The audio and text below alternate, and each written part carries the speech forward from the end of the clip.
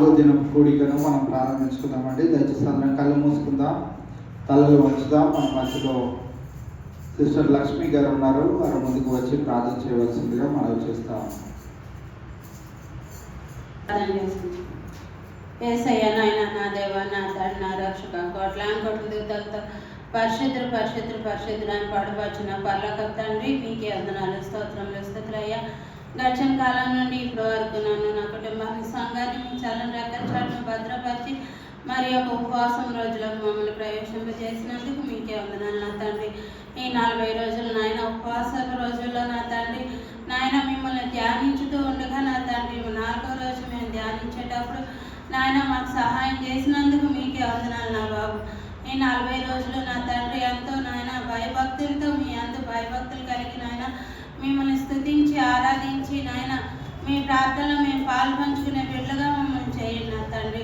నాయన పాటలు పాడే బిడ్డలకు మంచి స్వరాన్ని ఇవ్వండి నా తండ్రి. అలాగే వాక్యం చెప్తున్న బిడ్డకి నా తండ్రి మీ ఆత్మ ప్రేరేపణ కలిగి నా తండ్రి నాయన ప్రతి ఒక్క పలుకు నా తండ్రి మీ నోటి మాట ఆత్మీయ మీ చేత దీవించబడిన పలుకులు రావడానికి సహాయం చేయండి నా తండ్రి.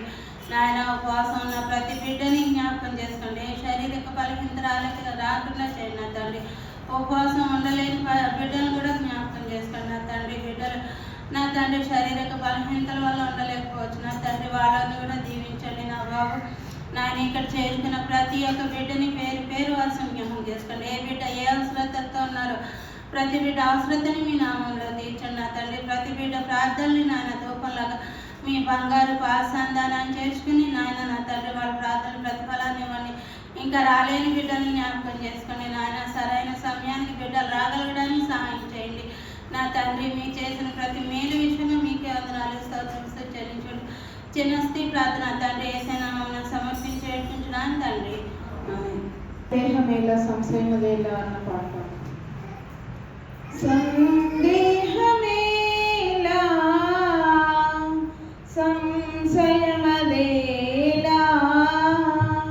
ప్రియా యేసు గాయములను పరికించి చూడు, గాయాలలో నీ వ్రేలు తాకించి చూడు.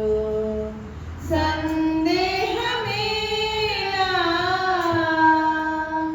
ఆ ముండ్ల మకుటము నీకై ధరించనే, నీ పాప శిక్షను తానే భరించనే. ఆ ముండ్ల మకుటము నీకై ధరించనే, నీ పాప శిక్షను తానే భరించనే.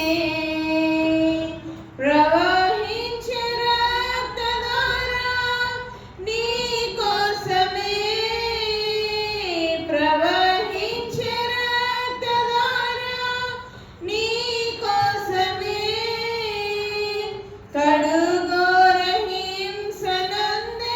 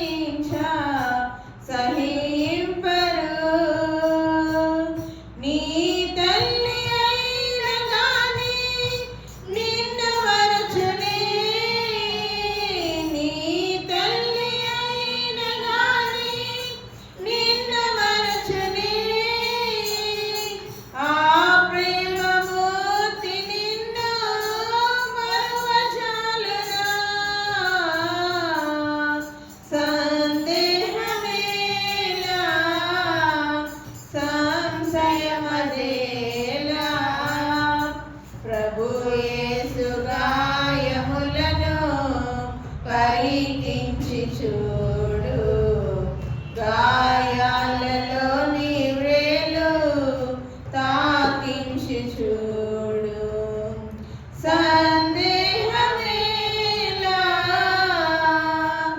ఎందాక యేసుని నీవు ఎరుగనందువు ఎందాక హృదయము బయట నిలువమందువు ఎందాక యేసుని నీవు ఎరుగనందువు ఎందాక హృదయము బయట నిలువమందువు యేసయ్య ప్రేమ నీకు లోకువాయనా యేసయ్య ప్రేమ నీకు లోకువాయనా యేసయ్య సిలువ సువార్త చులకనాయనా సందేహమేలా సంశయమదేలా ప్రభు యేసు గాయములను పరికించి చూడు గాయాలలో నీ వ్రేలు తాకించి చూడు సందేహమేలా ఈ లోక భోగములను వీడజాలవా సాతాను బంధమునందు సంతసింతువా ఈ లోక భోగములను వీడజాలవా సాతాను బంధమునందు సంతసింతువా యేసయ్య సహనము తోడా చెలగాటమా యేసయ్య సహనము తోడా చెలగాటమా ఈనాడు రక్షణ దినము గ్రహించుమా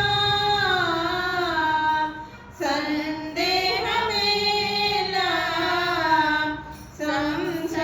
సంశయమదేలా ప్రభు యేసు గాయములను పరికించి చూడు గాయాలలో నీ వ్రేలు తాకించి చూడు సందేహమేలా ప్రియుడా నీ ప్రేమ పాదములు చేరితి నెమ్మది నెమ్మది అన్న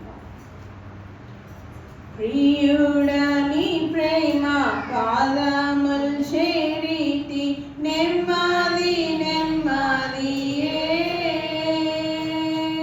ప్రియుడా నీ ప్రేమ పాదములు చేరితి నెమ్మది నెమ్మదియే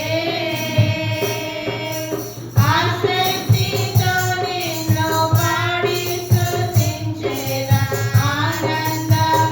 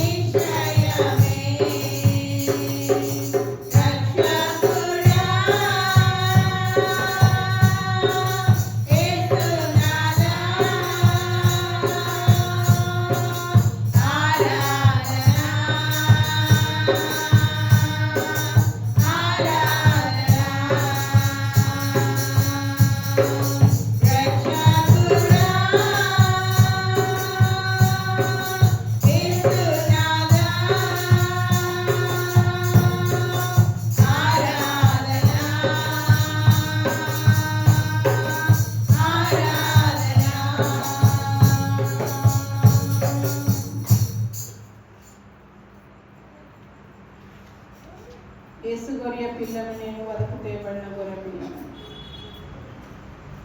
యేసు గొర్రె పిల్లను నేను,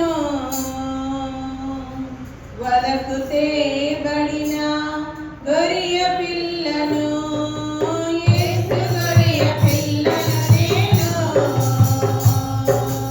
వదకు తేబడిన గొర్రె పిల్లను. దినదినము చనిపోవచ్చున్నాను, యేసు క్రీస్తులో బ్రతుకుచున్నాను. దినదినము చనిపోవచ్చున్నాను, యేసు క్రీస్తులో బ్రతుకుచున్నాను. యేసు గొర్రె పిల్లను నేను, వదకు తేబడిన గొర్రె పిల్లను. యేసు గొర్రె పిల్లను నేను, వదకు తేబడిన గొర్రె పిల్లను. నా తలపై ముళ్ళు గుచ్చబడినవి, నా తలంపులు ఏడుస్తున్నవి. నా మోమున ఉమ్మివేయబడినవి, నా చూపులు తలదించుకున్నవి. నా తలపై ముళ్ళు గుచ్చబడినవి, నా తలంపులు ఏడుస్తున్నవి. నా మోమున ఉమ్మివేయబడినవి, నా చూపులు తలదించుకున్నవి. యేసు గొర్రె పిల్లను నేను, వదకు తేబడిన గొర్రె పిల్లను. యేసు గొర్రె పిల్లను నేను, వదకు తేబడిన గొర్రె పిల్లను. నా చేతులు సంకెళ్ళు పడినవి, నా రాతలు చెరిగిపోచున్నవి. నా కాళ్ళకు మేకులు బిగబడినవి, నా నడకలు రక్తసిక్తమైనవి. నా చేతులు సంకెళ్ళు పడినవి, నా రాతలు చెరిగిపోచున్నవి. నా కాళ్ళకు మేకులు బిగబడినవి, నా నడకలు రక్తసిక్తమైనవి. యేసు గొర్రె పిల్లను నేను, వదకు తేబడిన గొర్రె పిల్లను.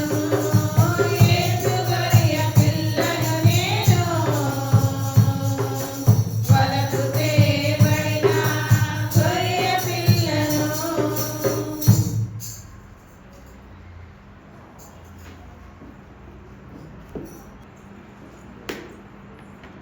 పాటలు పాడి దేవుని మహిమపరిచిన బిడ్డలకు ప్రత్యేకమైన వందనాలు తెలియజేస్తూ ఈ యొక్క సమయంలో ఎవరైనా ప్రత్యేకమైన పాట పాడాలని ఆశ కలిగినట్లయితే వారికి ఈ సమయాన్ని అందజేస్తా ఉన్నాం. యేసు రక్తము రక్తము రక్తము, యేసు రక్తము రక్తము రక్తము, అమూల్యమైన రక్తము, నిష్కలంకమైన రక్తము, అమూల్యమైన రక్తము, నిష్కలంకమైన రక్తము. యేసు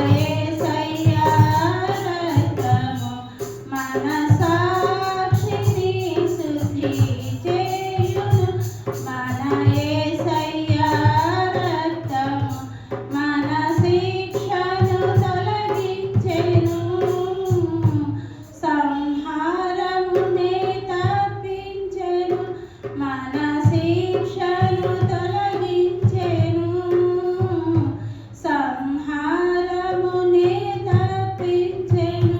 యేసు రక్తము రక్తము రక్తము, యేసు రక్తము రక్తము రక్తము, మహాపరిశుద్ధ స్థలములో చేర్చును, మన యేసయ్య రక్తము మహాపరిశుద్ధ స్థలములో చేర్చును, మన యేసయ్య రక్తము మన ప్రధాన యాజకుడు, మన కంటే ముందుగా వెళ్ళెను, మన ప్రధాన యాజకుడు, మన కంటే ముందుగా వెళ్ళెను. యేసు రక్తము రక్తము రక్తము, యేసు రక్తము రక్తము రక్తము, అమూల్యమైన రక్తము, నిష్కళంకమైన రక్తము, అమూల్యమైన రక్తము, నిష్కళంకమైన రక్తము, యేసు రక్తము రక్తము రక్తము, యేసు రక్తము రక్తము రక్తము. హల్లెలూయా.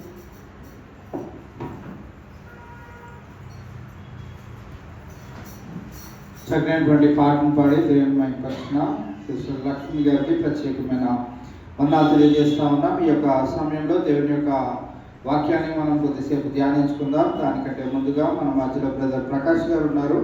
వారు ముందుకు వచ్చి చిన్న ప్రార్థన చేసిన తర్వాత దేవుని యొక్క వాక్యాన్ని ధ్యానించుకుందాం.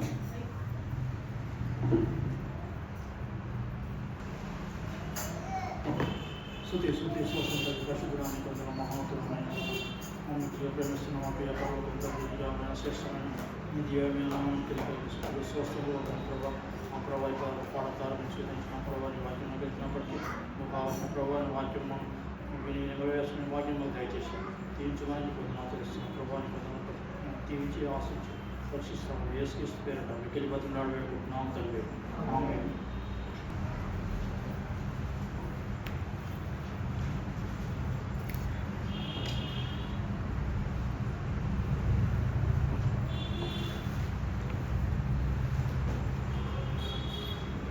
ఈ ప్రత్యేకమైన దినాన మరి యొక్క పర్యాయము దేవుని యొక్క వాక్యాన్ని ధ్యానించుకోవడానికి దేవుడిచ్చిన కృపకై దేవాది దేవునికి వందనాలు తెలియజేసుకుంటూ ఇంచుమించుగా ఇది కూడా రివిజన్ లాగానే అయిపోతుంది. మనకి యూదా పత్రిక లాగా ఇది కూడా రివిజన్ అయిపోతుంది. ఎందుకనంటే ఇది నా 7-8 వచనాలు ధ్యానించుకొని ఆ భాగాన్ని మనం ముగించుకొని ఉన్నాం. ఏ అధ్యాయము, ఏ పుస్తకము, ఎన్నో అధ్యాయము, 12వ అధ్యాయం. ఏ వచనాలు ధ్యానించుకుంటాం ఈరోజు? 7-8. చాలా సంతోషం. దినాన మనము గమనించగలిగినట్లయితే 12వ అధ్యాయంలోని మొదటి 8 వచనాలను మనము ఒక చిన్నపాటి రివిజన్ లాగా చేసుకోగలిగినట్లయితే మొదటి 3 వచనాలను మనం ధ్యానించుకున్నాం. అక్కడ మరియా చేసిన ఉత్తమమైన పనిని గురించి మనము జ్ఞాపకం చేసుకొని ఉన్నాం. 4-6 వచనాలు యూదా చేసిన పనికిరాని పని గురించి మనము నిన్నటి దినాన ధ్యానించుకొని ఉన్నాం. ఈ దినాన 7-8 వచనాల్లో యేసుక్రీస్తు ప్రభువారు మాట్లాడుతూ తెలియజేస్తున్న ప్రవచనముతో కూడిన మాటలను మనం ఇక్కడ జ్ఞాపకం చేసుకుంటా ఉన్నాం. తర్వాత జరగబోయే సంగతులను గురించి, మరి వారు చేసిన క్రియలలో ఆ సంగతులు ఉన్నవి అనే విషయాన్ని ప్రవచనపూర్వకంగా యేసుక్రీస్తు ప్రభువారు మాట్లాడడం మనం చూస్తా ఉన్నాం. ఒకసారి 7-8 వచనాలను మనం చదువుకుందాం. కాబట్టి యేసు నన్ను పాతిపెట్టు దినము నాకు ఆమెను దేనిని ఉంచుకొననీయుడి, బీదలు ఎల్లప్పుడూ మీతో కూడా ఉందురు గాని నేను మీతో ఎల్లప్పుడూ ఉండనని చెప్పాను.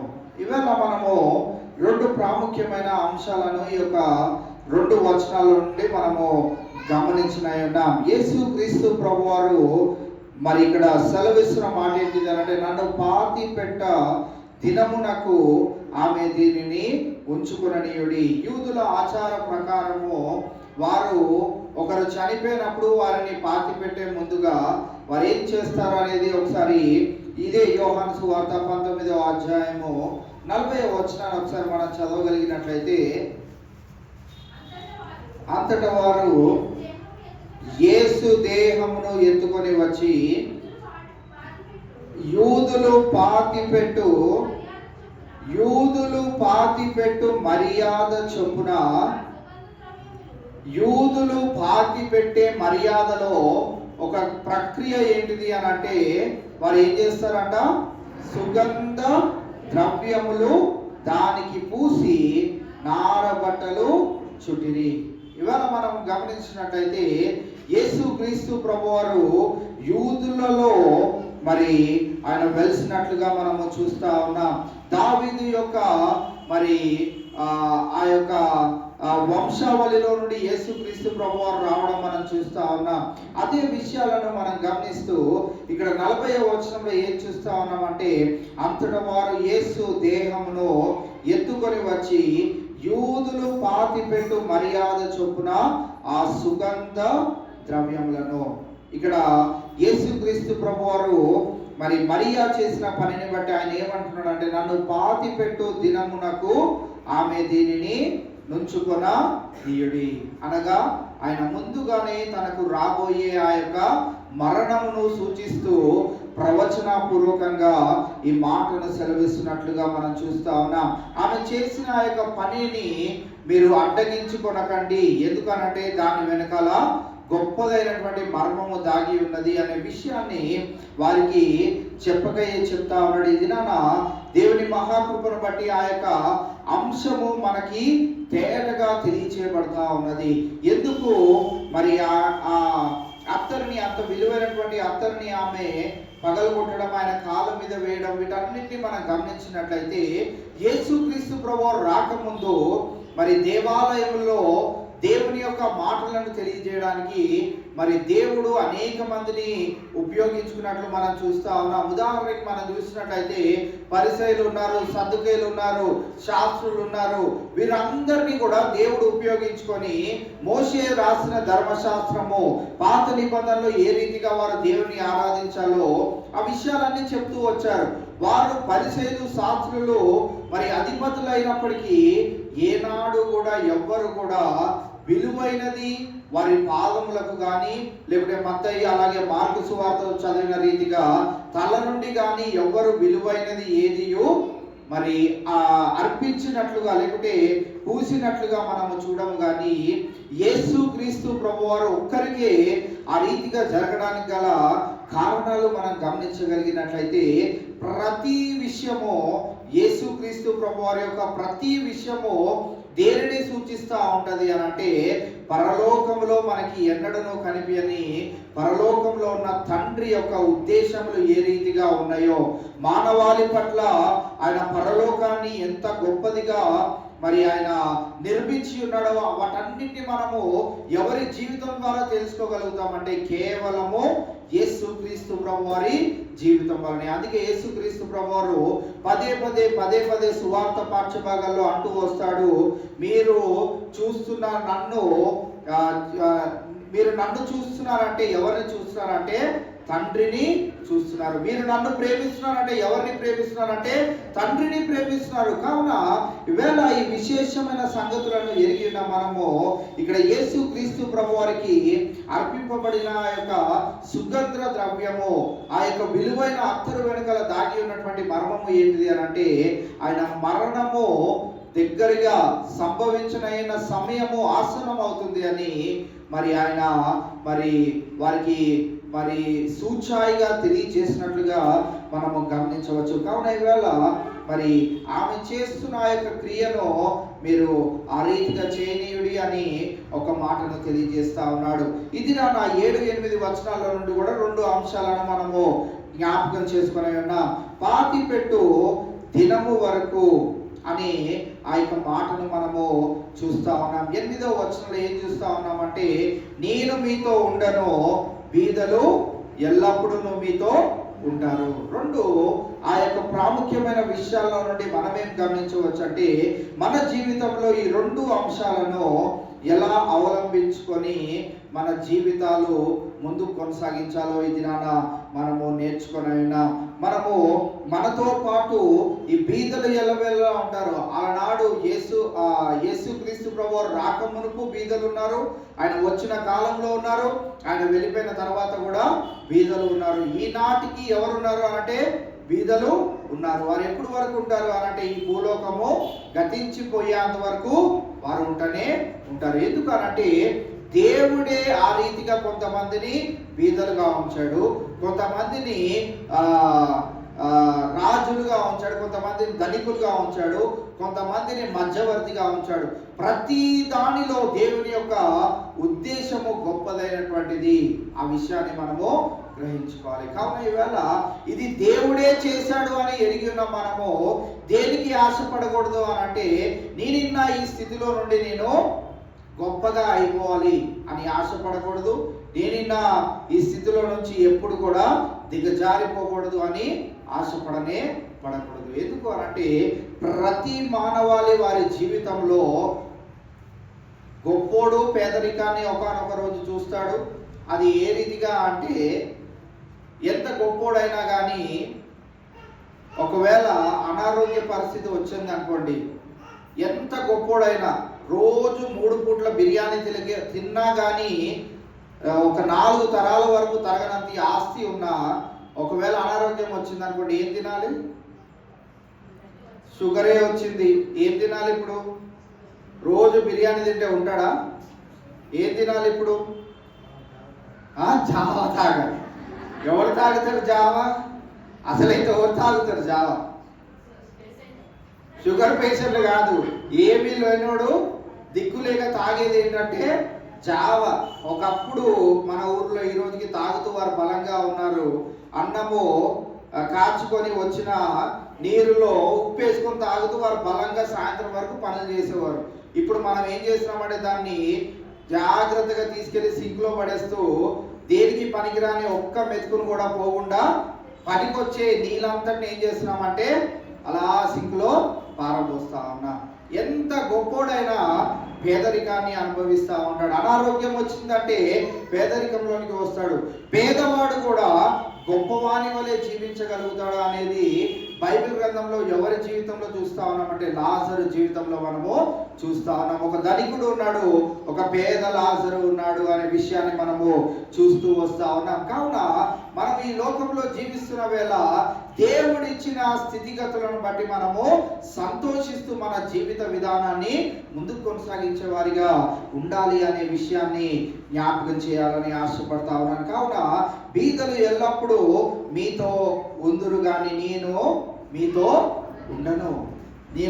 ఉండను అనే ఆ యొక్క అంశాలలో నుండి మనము గమనించవలసిన 2 విషయాలు ఏంటిదనంటే, మనము పాతి పెట్టబడే లోపు దేవునితో మంచి సహవాసాన్ని కలిగి జీవించేవారిగా ఉండాలి. ఇప్పుడు యేసుక్రీస్తు ప్రభువారి కాలమానం అయిపోయింది. ఆయన నేను పాతి పెట్టబడే ముందు అని ఒక మాట, తర్వాత నేను మీతో ఉండని ఆ యొక్క దినాల గురించి జ్ఞాపకం చేశాడు. ఇప్పుడు మన వరకు వద్దాం. మనం ఏం చేయాలి? యేసుక్రీస్తు ప్రభువారిని మన సొంత రక్షకునిగా అంగీకరించి ఆయన రక్తంలో కడగబడి మన జీవితాలను ముందుకు కొనసాగిస్తున్న వేళ మనము పాతి పెట్టబడే లోపు మనము దేవునితో ఏ రీతి సహవాసాన్ని కలిగి ఉండాలి అనే విషయాన్ని మనము గమనించాలి. గడిచిన దినాల్లో మనం చదువుకున్నాం కదా, మరియా మరి సువాసన యేసుక్రీస్తు ప్రభువారి పాదాలకు ఆ యొక్క అత్తరును రాయగా సువాసన ఎక్కడి వరకు వ్యాప్తి చెందిందంట? ఇల్లంతా సువాసనగా మార్చబడ్డదంట. సువాసన దేనికి సాదృశ్యంగా మనము జ్ఞాపకం చేసుకున్నాము?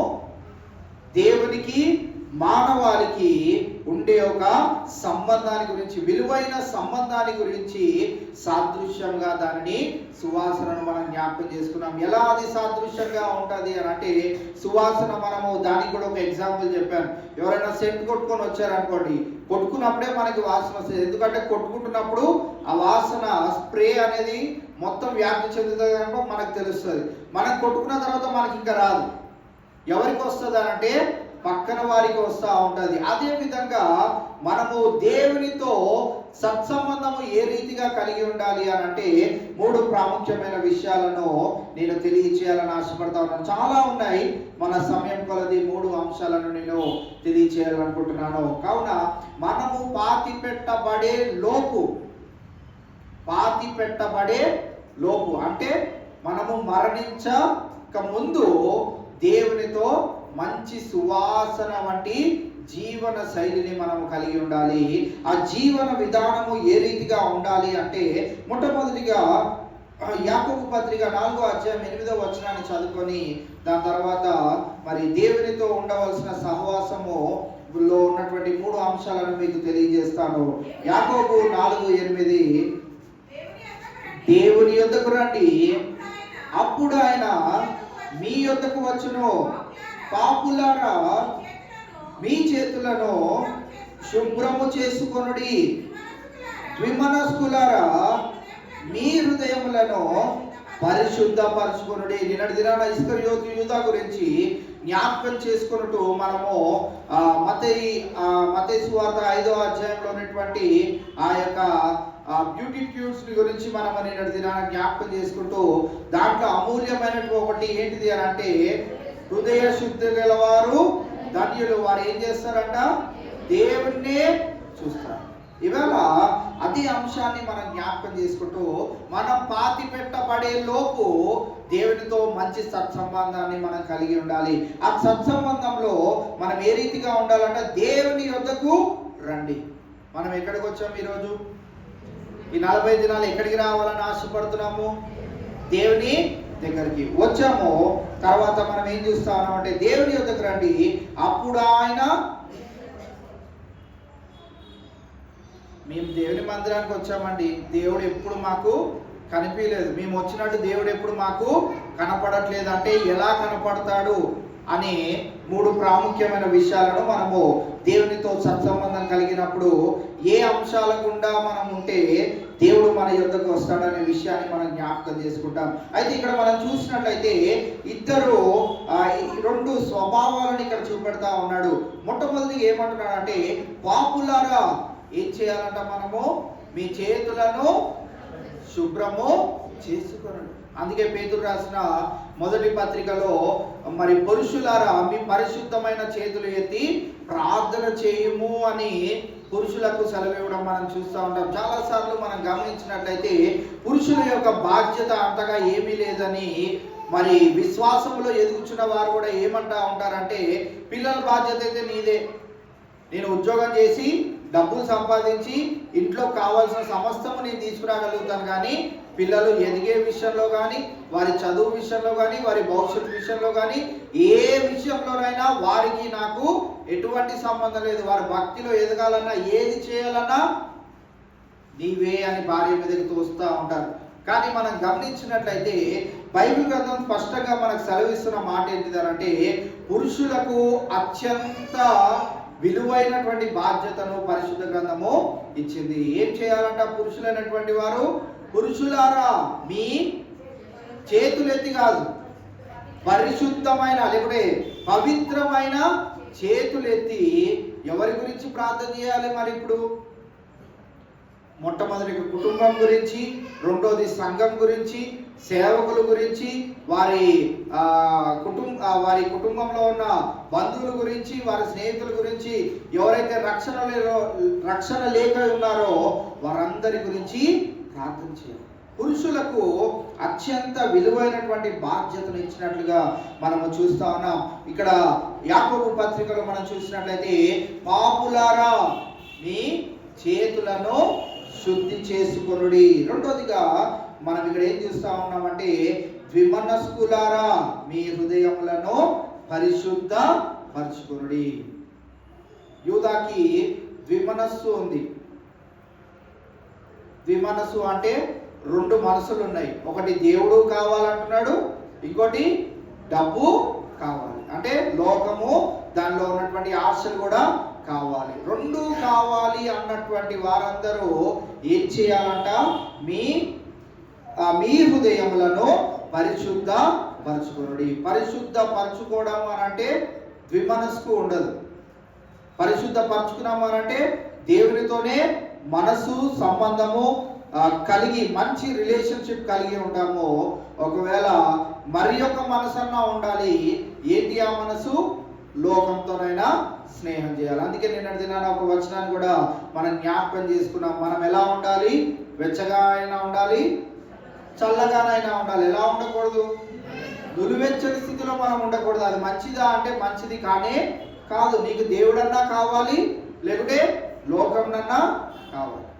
సిరినైనా నువ్వు కోరుకో, లేకుంటే దేవుడినైనా కోరుకో. ద్విమనస్కులారా మీ హృదయములను పరిశుద్ధపరచుకోండి. ఒకవేళ మా హృదయాన్ని పరిశుద్ధపరచు దేవా అని మనం కనుక దేవుని దగ్గర కోరుతున్నట్లయితే మనము దేవునితో సత్సంబంధం కలిగి జీవించాలని ఆశపడుతున్నాం అనే విషయాన్ని జ్ఞాపకం చేసుకోవాలి. కావున మన రిలేషన్షిప్, మన సత్సంబంధము దేవునితో ఎలా ఉండాలి, ఏ ఏ అంశాలలో మనము ఆ రీతిగా ఉండగలుగుతామంటే మొట్టమొదటిగా ఒబీడియన్స్ మన జీవితాల్లో ఉండాలి. ఒబీడియన్స్ అంటే ఏంటండి?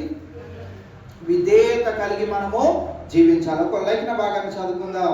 యోహాను సువార్త 14వ అధ్యాయము 23వ వచనాన్ని మనం చూసినట్లయితే, యోహాను సువార్త 14వ అధ్యాయం 23వ వచనం, యేసు ఒకడు నన్ను ప్రేమించిన ఎడల వాడు నా మాట గైకొనును, అప్పుడు నా తండ్రి వానిని ప్రేమించును. మేము వాని యొద్దకు వచ్చి వాని యొద్ద నివాసము చేతుము. యేసుక్రీస్తు ప్రభువారు సెలవిస్తున్న మాట ఏంటిది అంటే, ఒకడు నన్ను ప్రేమించిన ఎడల అంటే ప్రేమలో ఏం దాగుందంటే మళ్ళీ యాకోబు పత్రికలో ఉన్న రెండు మాటలను మళ్ళీ మనం తీసుకోవచ్చు.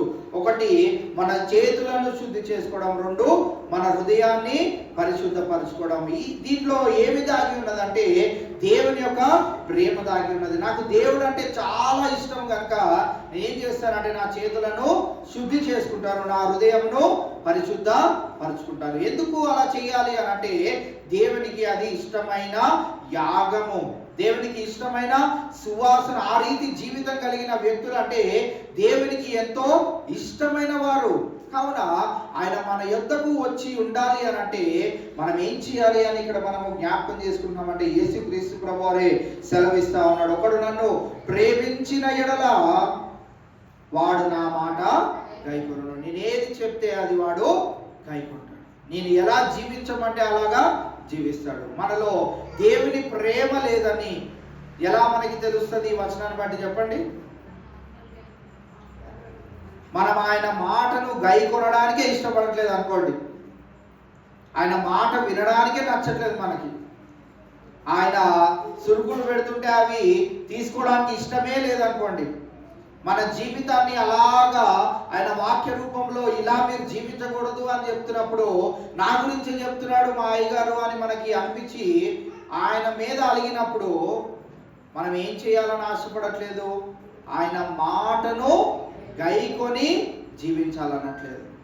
అలా ఆయన మాటను గైకొని జీవించలేనప్పుడు మనకి దేవునికి ఏం లేదు, మనకి దేవుని మధ్యన ఏం లేదు, ప్రేమ అనేది లేదు, మంచి సత్సంబంధం అనేది లేదు, మంచి అండర్స్టాండింగ్ అనేది లేనే లేదు. ఒక బిజినెస్ చేసే వ్యక్తులు ఇద్దరు పార్ట్నర్షిప్లో వెళ్తా ఉన్నారు అనుకోండి, ఆ బిజినెస్ సక్సెస్ అవ్వాలి అని అంటే వారిద్దరికి మంచి రిలేషన్షిప్ ఉండాలి, వారిద్దరి మాట ఒకటే అనేటట్టుగా ఉండాలి. ఎవరు వచ్చి ఏది అడిగినా కానీ ఇద్దరిలో ఎవరు చెప్పినా కానీ ఒకటే మాటగా ఉండాలి. ఆయన అలా ఇలా చెప్తాడు, నేను చెప్పిందే నడుస్తుంది ఇక్కడ, లేకుంటే ఈయన ఎలా చెప్తాడు, నేను చెప్పిందే నడుస్తుంది అనుకున్నట్లయితే ఆ బిజినెస్ ఎప్పటికీ కూడా ఎదగదు.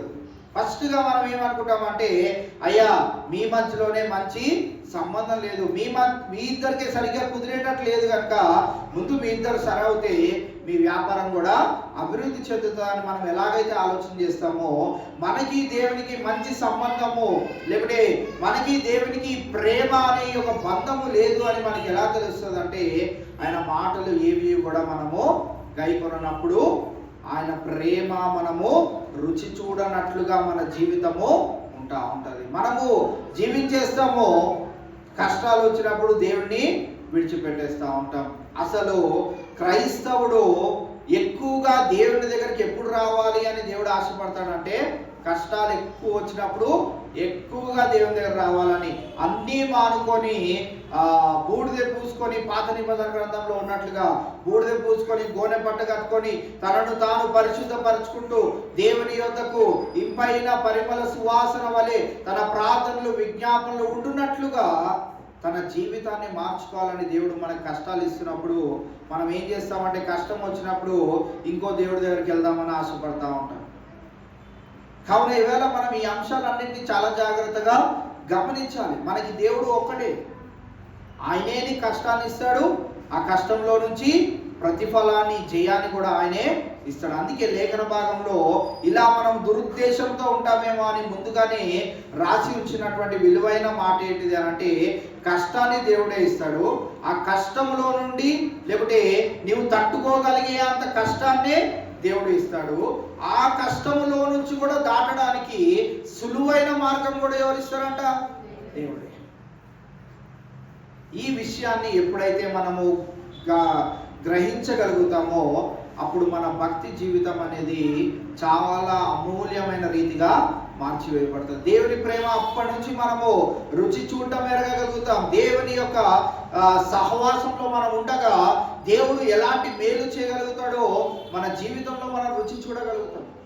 ఆ రీతి భక్తిని దేవుడు మన దగ్గర నుంచి కోరుకుంటా ఉన్నాడు. కావున ఈవేళ ఈ 40 దినాలు ఒకవేళ నేను ప్రతి దినము మారకుండా నీ మందిరానికి వెళ్ళాలయా అని ఆశపడుతూ మీరు వస్తున్నట్లయితే, మీ ఆశ ఏ రీతిగా ఉండాలి అని అంటే, దేవునితో మంచి సత్సంబంధం, అనగా దేవుని మాట గైకొని జీవించాలి. మరి చేతులు శుద్ధి చేసుకోమని, పరిశుద్ధమైన హృదయం కలిగి జీవించమంటే, ఎక్కడైనా ఈ విషయాల్లో మనము మరి దేవునికి వ్యతిరేకంగా ఉంటే అక్కడ మనము సరిచేయబడుతూ మన జీవితాన్ని ముందుకు కొనసాగించుకోగలిగితే మనం ఏం గమనించవచ్చు అంటే, నీలో నాలో దేవుని ప్రేమ ఉన్నదనే విషయాన్ని మనము గమనించుకోగలుగుతాం. రెండోది మరి ప్రాముఖ్యమైనది ఏంటిది అని అంటే, కొలస్సీయులకు రాసిన పత్రిక 3వ అధ్యాయము 13వ వచనాన్ని చదువుదాం. 3:13. ఎవడైనాను తనకు హాని చేసినని ఒకడు అనుకొనిన ఎడల ఒకరినొకడు సహించుచు ఒకరినొకడు క్షమించుడి. ప్రభువు మిమ్మును క్షమించినలాగున మీరును క్షమించుడి. ఫర్గివ్. ఎన్నన్నా చెప్పండి, మా అత్తగారితో మాత్రం నేను మాట్లాడు. మా అత్తగారికి నేను సేవలు చేయనంటే చెయ్యను. మా అమ్మగారికి నేను చేస్తున్నానా? మా ఇల్లంతా వదిలేసి వచ్చింది మీ ఇంట్లో గొడ్డి చాకరీ చేయడానిక? నీకు మొట్టమొదటిగా ఏమి లేదు అని నువ్వు గ్రహించుకోవాలంటే, నువ్వు దేవుడు నిన్ను క్షమించలేకపోయినట్లయితే నువ్వు ఎక్కడికి వెళ్ళవలసిన దానవు, ఎక్కడికి వెళ్ళవలసిన వాడవు అంటే పాతాళంలోనికి వెళ్ళవలసిన. ఆయన ఏం చేశాడంటే, నువ్వేమి చెల్లించడం అవసరం లేదు. నీకు బదులుగా, నీ పాపానికి బదులుగా నేనేం చేస్తానంటే నా ప్రాణాన్నే బలిగా అర్పిస్తాను. నా యవ్వన శరీరాన్ని నలగొట్టుకుంటాను. ఒక్క కొరడా దెబ్బ కూడా మన జీవితంలో ఎప్పుడు మనము తిని ఉంటాం. ఈ 40 దినాలు వచ్చినప్పుడు ఈ మాటను గుర్తు చేస్తాను. ఒక మూవీ, యేసుక్రీస్తు ప్రభువారి ఈ ప్రయాణం గురించి మూవీ తీసినప్పుడు దాంట్లో యాక్టింగ్ చేసిన ఒక వ్యక్తికి, సాధారణంగా యాక్టింగ్ చేసే వాళ్ళకి డబ్బింగ్ చేసే వాళ్ళు ఉంటారు, డబ్ యాక్టర్స్ ఉంటారు. అంటే ఆయనకు బదులుగా ఇంకొకటి చేస్తూ ఉంటాడు. వాడే దెబ్బలు తింటాడు, అన్ని చేస్తాడు, కానీ ముఖం మాత్రం ఎవరిది ఉంటుంది అంటే హీరోదే ఉంటుంది. అయితే అలాగే యేసుక్రీస్తు ప్రభువారి వేషం వేసుకొని చేస్తూ ఉన్నప్పుడు మామూలుగా స్కిన్ అంతా కొరడా దెబ్బలతో చిరిగిపోయినట్లు ఉన్న ఆ యొక్క శరీరానికి పైగా చాలా వాళ్ళు అమర్చారు. అంటే ఎఫెక్ట్ ఎక్కువగా ఉండాలని దాన్ని అతికించారు. స్కిన్ లాగానే ఒక రకమైనటువంటి పరికరాన్ని తయారు చేసి ఆయనకు అతికించారంట. అయితే ఒక కొరడా దెబ్బ బై మిస్టేక్ గా ఆయన శరీరంలోనికి వెళ్ళిపోవడము, వాడు యాక్టింగ్ లోనే అలా గట్టిగా లాగేయడంతో ఒక్కసారిగా ఆ యాక్టర్ కి గుచ్చుకుపోయి ఆ చర్మం ఊడొస్తే అప్పుడు అర్థమైందంట, ఒక్క ఈ చిన్న దానికే నేను విలవిల్లాడిపోతున్నాను, హాస్పిటల్లో అడ్మిట్ అయ్యాను, నా ప్రాణం పోతుందేమో అని ఆలోచన చేస్తా ఉన్నాను. మరి ఆయన ఎన్ని కొరడా దెబ్బలు తిన్నాడు, ఎంత బలియాగం ఆయన చేసి ఉన్నాడు. ఒకరితో ఉమ్మి ఊహించుకోవడం అంటే ఎంత ఘోరమైన పరిస్థితి, ఎంత అవమానము. ముళ్ళ కిరీటం పెట్టుకోవడం అని అంటే ఎంత బాధను అనుభవించాలి. ఇవన్నీ ఆయన ఒక్కసారి జ్ఞాపకం చేసుకున్నప్పుడు ఆయన నిజమైన దేవుని ప్రేమను రుచి చూడడం మొదలు పెట్టాడంట. ఆ రోజు నుంచి నిజమైన జీవితాన్ని క్రీస్తు కొరకు జీవించడము ప్రారంభించాడంట. కావున మనము ప్రతి దినము దీనిని జ్ఞాపకం చేసుకోవాలి. యాక్చువల్గా 40 దినాల్లోనే కాదు, కానీ అనుదినము యేసుక్రీస్తు ప్రభువారు ఎందుకు కొరడా దెబ్బలు కొట్టుకున్నాడు, ఈ డౌట్ నీకు రావాలి. ఒకరిని చిన్న మాటకే క్షమించడం మనకి రాదు. యేసుక్రీస్తు ప్రభువారు ఏం చేశాడు, నీవొద్దు, నీవు సిలువ పైన ఉండడం నాకు ఇష్టం లేదు, నువ్వు కొరడా దెబ్బలు తినడం నాకు ఇష్టం లేదు, నువ్వు ఉమ్ము ఊహించుకోవడం నాకు ఇష్టం లేదు, నీకు బదులుగా ఆ అవమానం అంతా నా మీద నేను వేసుకుంటాను. ఇది నాన్న మనము క్షమించే ఆ యొక్క గుణము కనుక మనకి లేనట్లయితే మనము ఇంపైన పరిమళ సువాసనగా దేవునితో సత్సంబంధం కలిగి ఉండలేము. మూడోది మనం గమనించినట్లయితే ఫిలిప్పీయులకు రాసిన పత్రిక 4వ అధ్యాయము 6వ వచనాన్ని మనం జ్ఞాపకం చేసుకోగలిగినట్లయితే, దేనిని గూర్చియో చింతపడకుడి గాని ప్రతి విషయంలోనూ ప్రార్థన విజ్ఞాపముల చేత కృతజ్ఞతాపూర్వకముగా మీ విన్నపములను దేవునికి తెలియజేయుడి. Prayer and seeking God. దేవుని వెతకడం మనము నేర్చుకోవాలి. ప్రార్థనలో నిరంతరము మనము గడపాలి. పరిశుద్ధాత్మలో ప్రార్థన చేయడం అంటే ఏంటో మీకు తెలియజేస్తూ వస్తామని. ఏంటి గట్టిగా అరుచుకుంటూ బాగా చప్పట్లు కొట్టేసుకుంటూ భాషలు మాట్లాడేస్తూ అందరికంటే ఒక వింతైనటువంటి రీతిలో ప్రార్థన చేయడం పరిశుద్ధాత్మలో ప్రార్థన చేయడమా? ఏంటి పరిశుద్ధాత్మలో ప్రార్థన చేయడం అంటే? ప్రతి సమయమందును ప్రార్థన విజ్ఞాపములు చేయడం. దానికి ఉదాహరణ నేను చాలాసార్లు చెప్తూ వస్తా ఉన్నాను. నేను బండి నడిపేటప్పుడు ప్రార్థన చేస్తూ ఉంటాను, మరి ఏదైనా పని చేసినప్పుడు ప్రార్థన చేస్తూ ఉంటాను, స్నానం చేసినప్పుడు ప్రార్థన చేస్తూ ఉంటాను. అంటే ప్రార్థన అంటే మనలో ఉన్నటువంటి ఒక ఉద్దేశం ఏంటిది అంటే, మోకాలేసి నేను తలుపు గడిపెట్టుకొని నేను ఒక్కదాన్నే ఉండి మోకాలేసి ప్రార్థన చేస్తేనే అదే ప్రార్థన అనుకున్నాను. కాదు, నిరంతరము నీ నోటిలో ఎవరొకరి గురించి విజ్ఞాపన చేయడం అనేది ఉండడమే పరిశుద్ధాత్మలో ప్రార్థన. ఆయన ఎక్కడి నుంచి రాడు, పరిశుద్ధాత్ముడు నా పైకి రండి అంటే రాడు. ఆల్రెడీ ఆయన మనలోనే ఉన్నాడు. పరిశుద్ధాత్ముడు ఎక్కడున్నాడు అంటే మనలోనే ఉన్నాడు. నువ్వు ప్రార్థన మనసుతో ప్రతి సమయమందు ప్రార్థన చేస్తూ ఉంటే ఆయన ఆనందిస్తూ ఉంటాడు. నువ్వు ప్రార్థన మనసుతో లేనట్లయితే దేవునిని వెతకడము నీవు చేయకుండా ఉన్నట్లయితే ఈ లోకంలో ఏదో ఒక మరి సహాయం కొరకు ఎదురు చూస్తూ దేవుని విడిచిపెట్టినట్లయితే మనలో ఉన్న పరిశుద్ధాత్ముడు దుఃఖపరచబడతాడు, లేకపోతే ఆర్పివేయబడతాడు అనే పదాలు రాయడం మనం చూస్తా ఉన్నాం. కావున పరిశుద్ధాత్మలో ప్రార్థన చేయడం మనము నేర్చుకోవాల్సిన వారమే ఉంటాం. వంట వండేటప్పుడు, బట్టలు ఉతికేటప్పుడు, ఏ పని చేస్తున్నా నీకు గుర్తొచ్చిన ప్రతి అంశం గురించి ప్రార్థన చేయొచ్చు. ఆ యొక్క ఎడబాటుని యేసుక్రీస్తు ప్రభువారు సిలువ యాగం వెనకాల మరి ఆయన సిలువలో మరణించగా ఏం జరిగింది అని అంటే, ఆ ఉన్న అడ్డుతెర, తండ్రితో మనం సంభాషించడానికి ఏదైతే అడ్డుతెర ఉన్నదో అది తొలగించబడ్డది. ఇప్పుడు నీవు డైరెక్ట్గా తండ్రితో సంభాషించవచ్చు. ఎలా సంభాషించవచ్చు? పరిశుద్ధ ఆత్మలో ప్రార్థన చేస్తూ ఆయనతో సంభాషించవచ్చు.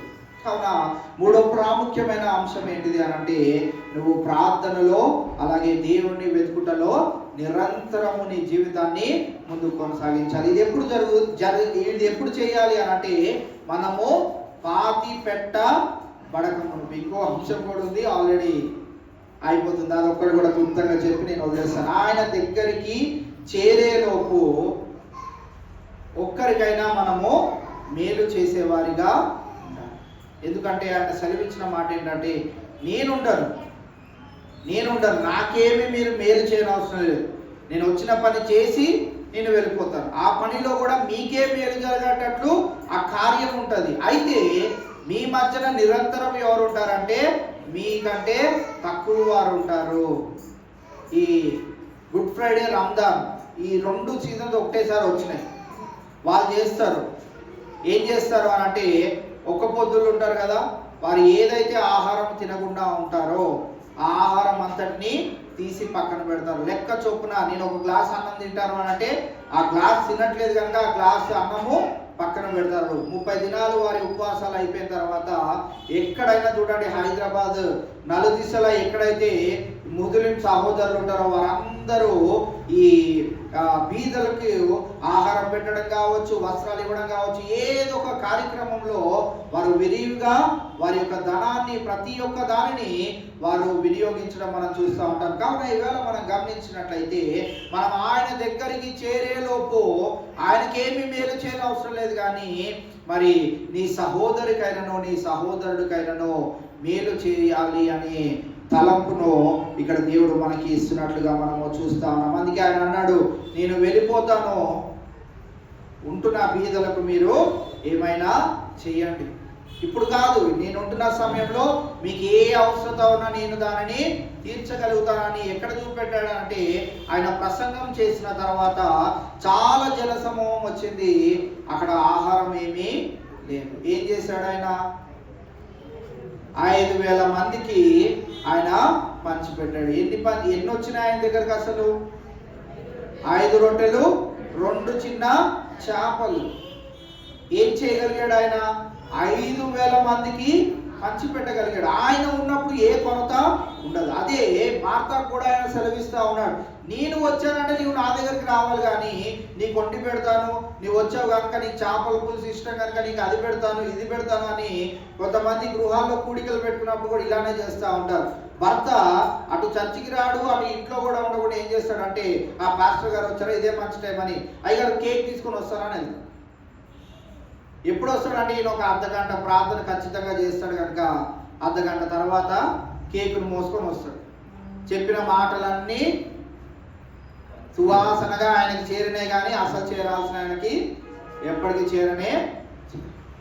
కావున మనము చాలా జాగ్రత్తగా గమనించవలసిన విషయం ఏంటిది అని అంటే మనము ఒక్కరికైనా మరి లోకము విడిచి ఆయన దగ్గరకు చేరేలోపు మరి ఒక్కరికైనా మేలు చేసేవారిగా ఉండాలని బైబిల్ గ్రంథం మనకు సెలవిస్తా ఉన్నది. ఆయన ఉన్న కాలంలో ఏమీ కొరత లేనట్లుగా ఆయన ఆరోగ్యం లేని వాడికి ఆరోగ్యం ఇచ్చాడు, ఆహారం లేని వారికి ఆహారం ఇచ్చాడు. ఆయన సమృద్ధిగానే ప్రతి ఒక్కరు అవసరత తీరుస్తూ వస్తానే ఉన్నాడు. మనకు కూడా దేవుడు ఎంతో కొంత సమృద్ధి ఇస్తున్నప్పుడు ఈ సమయంలో ఉపవాసం చేస్తున్న మనము ఏం చేయాలంటే తినని ఆహారం ఏదైతే ఉన్నదో దానిని శ్రద్ధాశక్తులు వహించి దానిని పక్కన పెట్టి ఉపయోగకరమైన వారికి ఎవరికైనా సహాయం చేయగలిగినట్లయితే నీవు చేయకయే బైబిల్ గ్రంథంలో రాయబడిన ఒక మాట ఏంటిదనంటే నీకు తెలియకయే నీవు దేవదూతలకు ఆహారము పెట్టి ఉంటివి. కావున ఈవేళ ప్రతి చిన్న పనిని దేవుడు ఖచ్చితంగా జ్ఞాపకం చేస్తాడు. ప్రతి చిన్నదైనటువంటి మంచి పనిని దేవుడు జ్ఞాపకం చేసుకుంటూ ఉంటాడు. మనం ఏమి చేయలేనప్పటికీ నీవు ఒకవేళ పైన చెప్పబడిన 2 విషయాలు, ఒకటి ఏంటంటే దేవునికి విధేయత కలిగి ఉండడము, అలాగే మనుషులను మరి క్షమించడము, ఈ 2 లక్షణాలు కూడా దేవుడికి ఎంతో ప్రాముఖ్యమైనవి. కావున ఈవేళ మనం ఆయన దగ్గరకు చేరేలోపు మనం ఏం చేయగలుగుతామంటే మూడోది కూడా ఇతరుల గురించి ప్రార్థన చేయడం కూడా అమూల్యమైనది. కావున మేలు చేసేవారిగా ఉండాలి. హెబ్రీయులకు రాసిన పత్రిక 13వ అధ్యాయం 16వ వచనం చదువుకొని మనం ముగించుకుందాం.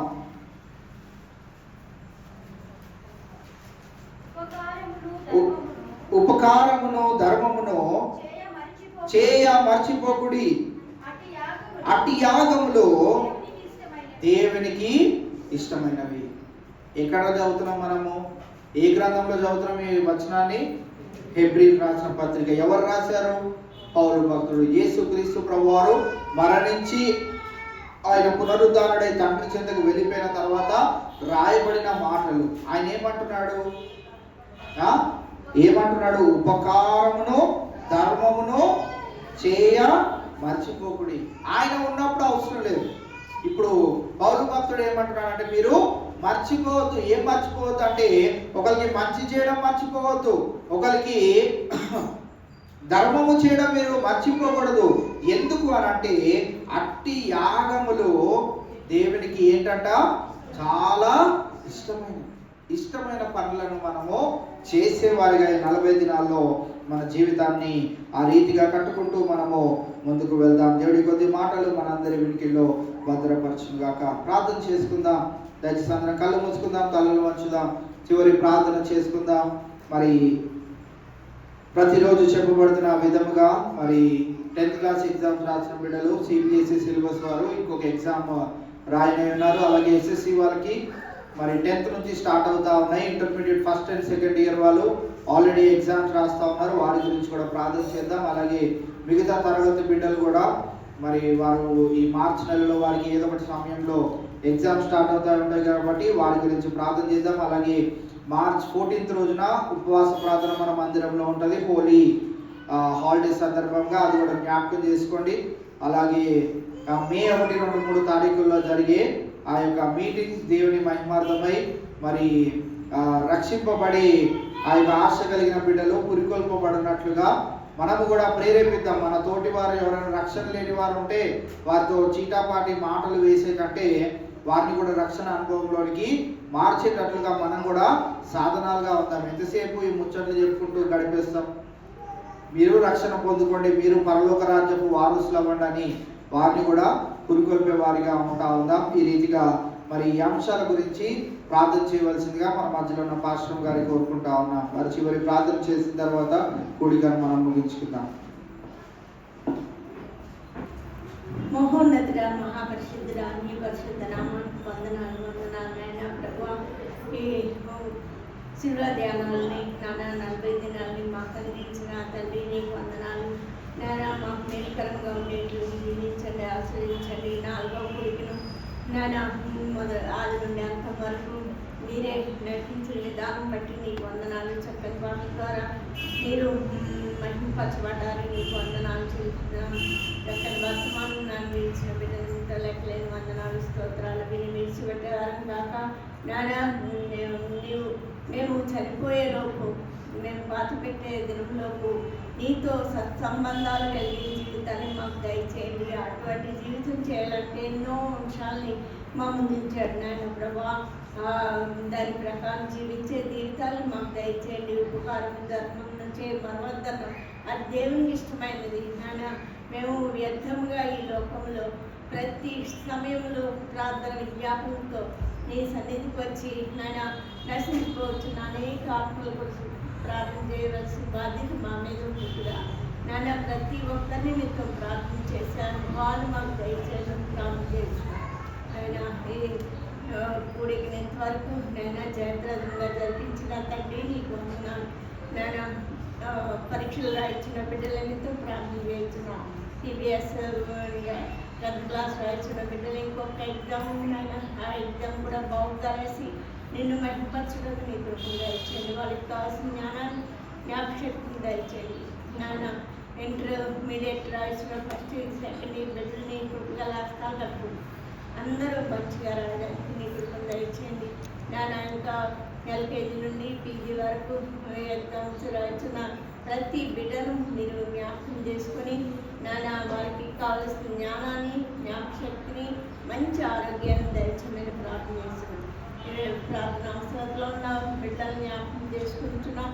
అనారోగ్యంగా ఉన్నవారిని గర్భిణీ స్త్రీలను జ్ఞాపకం చేసుకుంటున్నాం నాన్న. నీ కృపలో ప్రతి వారిని జ్ఞాపకం చేసుకొని నీవే కృప చూపించమని ప్రార్థన చేస్తున్నాను. మరి ముఖ్యంగా 14వ తారీఖు జరగనైన ఉపవాస ప్రార్థనలు మీరు ఉండండి. నాన్న రానైన సేవకుని బలపరిచి మీరు తీసుకొచ్చి అందరూ మా ప్రార్థన విజ్ఞాపనలు నీ సన్నిధికి చేరినట్లుగా నేను మనసుతో కూడి ప్రార్థన చేసే అనుభవాన్ని మాకు దయచేయమని ప్రార్థన చేస్తున్నాం. మే 1, 2, 3 తారీఖుల్లో జరగనైన మీటింగ్స్ని కూడా మీ కృపలో జ్ఞాపకం చేసుకుని మంచి సేవకుని దయచేసి 3 దినాలు చాలని దేవుడిగా గొప్ప దేవుడిగా నాన్న మా మధ్యుండి మీరే మహిమపరచబడాలి. నేను ప్రభా నాన్న నీ 4వ దిన కూడికను మీరు ఈ రీతిగా జరిపించిన విధానం బట్టి వేలాది వందనాలు స్తోత్రాలు తెలుస్తాం. తెచ్చిన బిడ్డల నిమిత్తం లెక్కలేని వందనాలు స్తోత్రాలు. నాన్న రేపటి దినంలో మరలా సోమవారం నేను కలిసే పర్యంతం నీ కృపచాటును భద్రపరచండి. రేపు పరిశుద్ధ దినం కోసం మేము సిద్ధపాటు వెళ్ళిన వారమై నిన్ను ఆరాధించడానికి నీ చేసిన మేలు ఉపకారాలు బట్టి నేను స్తుతించుటకు మమ్మల్ని ఆయత్తపరచమని నీ కృపలో మమ్మల్ని అందరినీ దీవించమని నా ప్రభువును రక్షకుడైన యేసుక్రీస్తు పరిశుద్ధ నామములో వేడుకొంచున్నాను తండ్రి. ఆమేన్.